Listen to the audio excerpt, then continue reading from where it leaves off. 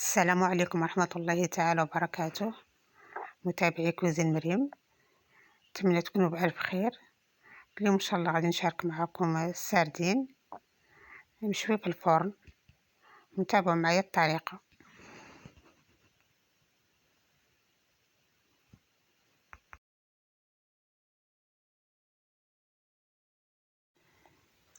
أول حاجة غسلت السردين بلا ما نقيه، خليته يستخطر مزيان ومحتاج تخطر بالماء.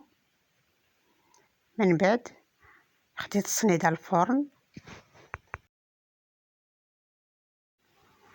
رشيته بالملح الخشن وستفت الحوت مزيان.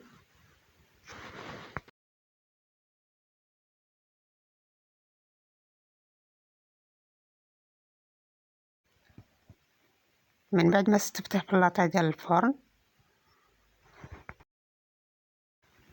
رشيته بالملح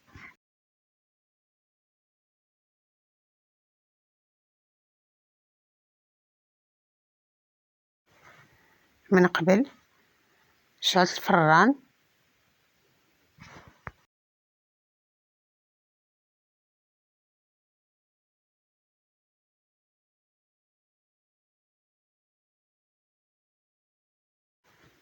هذه هي اللاطة ديال السمك، درتها فوق النار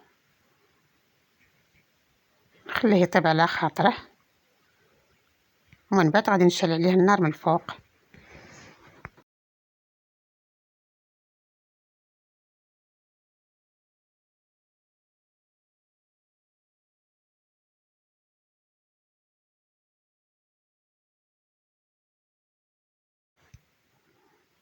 هذا هو السردين مشوي في الفرن، راه ساهل، طريقة مبسطة بدون تعب.